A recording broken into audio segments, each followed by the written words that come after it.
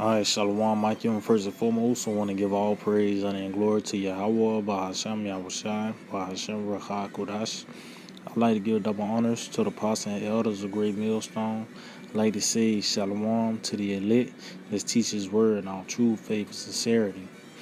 And yeah, today I just want to get into a lesson on how this word is a comfort, you know, and which is going to ultimately grow into a physical comfort because we being comforted mentally, and spiritually, but it's ultimately going to morph into a physical comfort when our Lord Yahweh returns and we enter into those chambers, man. It tells you that the Lord's going to come with healing in His wings, man. You know, but it's a process. Everything with Yahweh Shem Shai, it grows into its perfection, man. So this is the beginning stages of the rest. So matter of fact, because like I said, it started off mental first. So this is St. John 14 and verse 27. It said, "Peace I leave with you. See, my peace I give unto you, not as the world giveth." See, so that lets you know this is not a carnal aspect of peace. This is not a hug, somebody sliding you $20. You know, this is actually a peace of mind because now we have hope. Not just hope that you have a certain status here in America, or you having a soft landing for your children. No, we have hope that this this society is going to be over with, and there's going to be a new society raised up, which dwelleth righteousness, man. So now we have hope by the way of the peace that the Lord gave us, which is this word. So it said, "Peace I leave with you, my peace I give unto you, not as the world giveth, give I unto you. Let not your heart be troubled." See? Neither let it be afraid. See? So that lets you know this is talking about a peace of mind. So it lets you know how you get a peace of mind by the way of the words, man. The words of Yahweh Shema Shai was comforting us, which is causes us to hope now. Now we have something to look forward to. Like I said, this rest, this comfort, this relief is gonna morph into a physical form of relief, man. By the way of us, it started out by the way of us when our Lord Yahweh Shai returns, and we're gonna be being into those chariots, man. So let's get this real quick. This Psalms 119, Psalm 119, and verse 49. It says, "Remember the word unto thy servant, upon which thou hast caused me to hope." See, so it's this word which is causing us to hope, and now is the Lord is remembering His covenant, man. That's why we got the truth. If we didn't have this truth and so-called alien invasion happened, nobody would be in the know of what's going on, man. But it's by the way of this word the Lord have given us the we can hope now, man. And now we actually looking forward to those to the Lord, the return of our Lord. We looking forward to this downfall of America, and all the insurrection and plagues that the Lord promised upon this place, because ultimately you know that's part of the transition of the power. That's all part of those great birth pains, because the deliverance is close, man. So by the way of this word, we hoping now, man. It said, "This is my comfort in my affliction." See, so what's appeasing, what's relieving us right now in our affliction? It says, "For thy word have quickened me." See, so it's this word that's comforting us, you know, in our affliction, man. Which ultimately we're gonna be comfort physically, like I said, by the way of those chairs. Like, it's a growth process, man. So it started out by the way of this word, which ultimately, when the Lord comes with healing in His wings, man. So this is this 2 Thessalonians chapter 1 and verse 7. It says, "And to you who are troubled, rest with us." See, so you troubled, you bend your head against the wall, you know looking for relief, man. You know, it said rest with us, which is coming to the secret place of Yahweh Hashem Yahushua.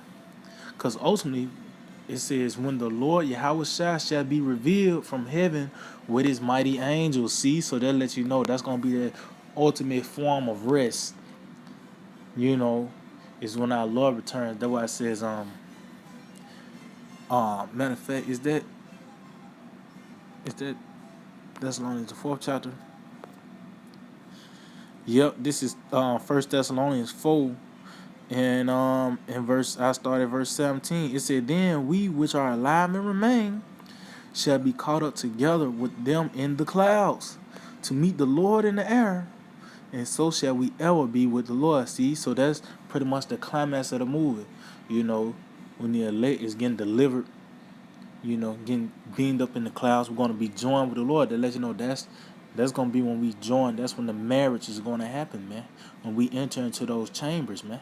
It said, wherefore, comfort one another with these words. See, so that lets you know it's these words that's giving you hope to anticipate and expect these things to happen, man.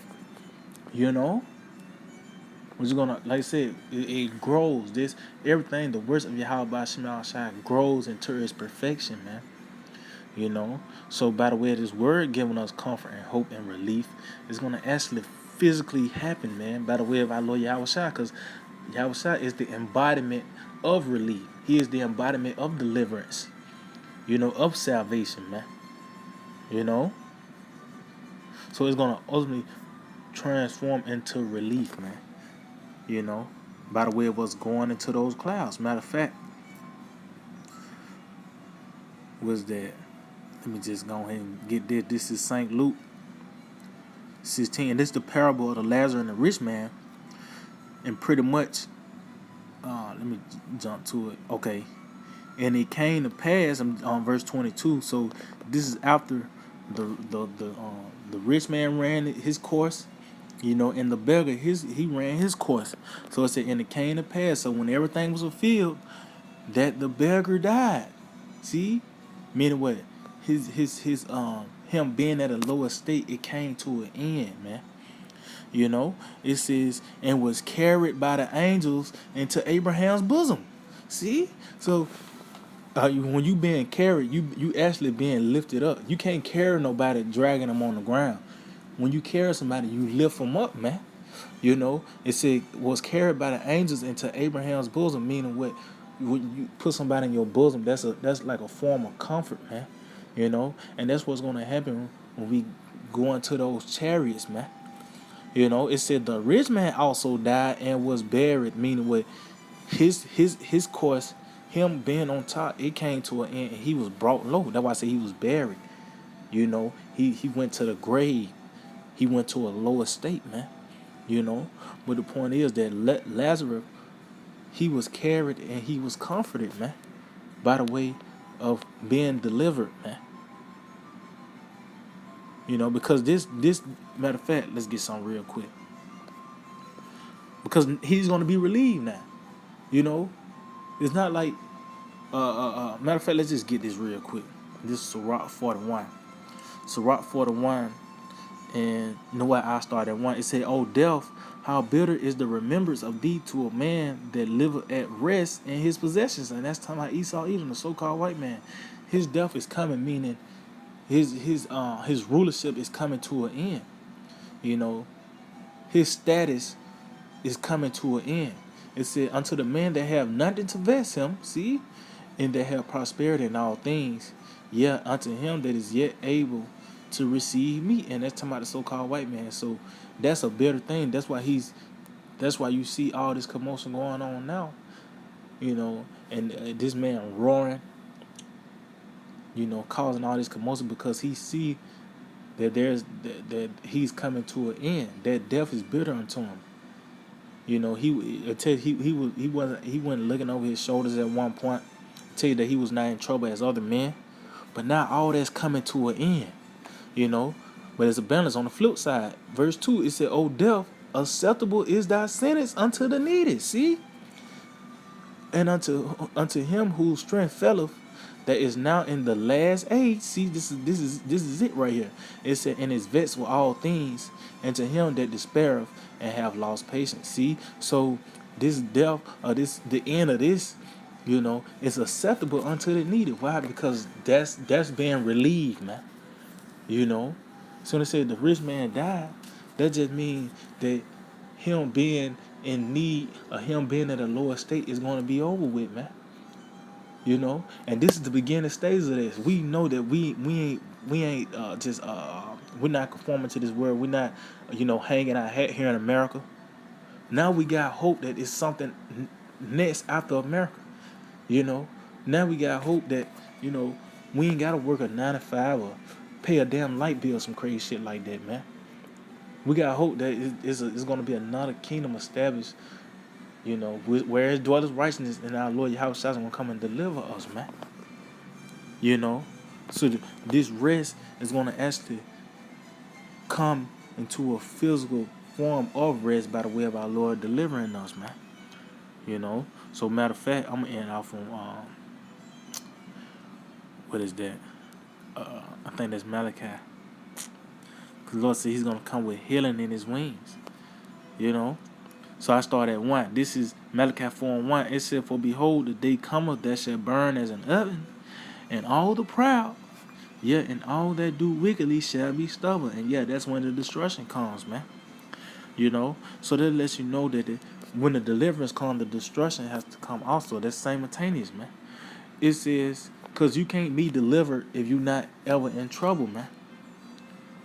So that's gonna let you know that's gonna be the ultimate form of trouble as well, because we've been in trouble in the mind, and then we also got to go through Jacob's trouble. When a great famine comes, when the troops, all these different plagues that the Lord have promised to bring upon this place, we're gonna have to be delivered and relieved from those things. But ultimately, when that destruction comes, that's when the Lord, then He said He saveth in the time of affliction. That's when the Lord gonna step in, man.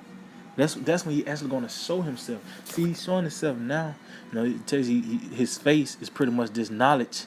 He's gonna reveal Himself by the way of us getting out of these certain situations. The Lord might send angels, to you during the midst of Jacob's trouble. But ultimately, our Lord Yahweh Shai is gonna manifest, in the heavens, man. He's actually gonna show Himself.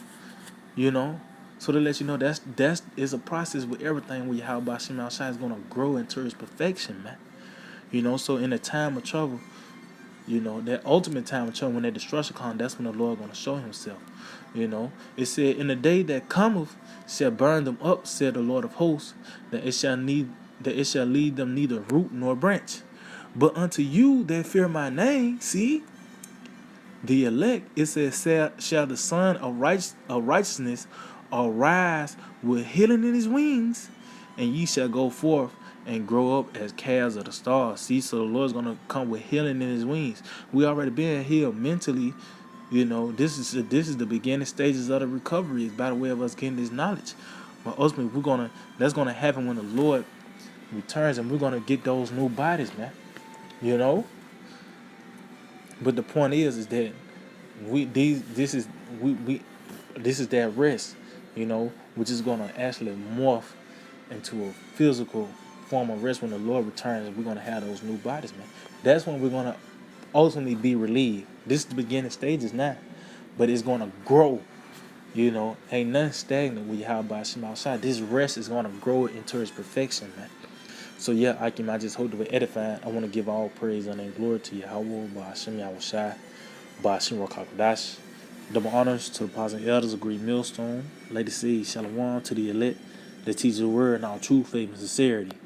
DTA, Abba Abba.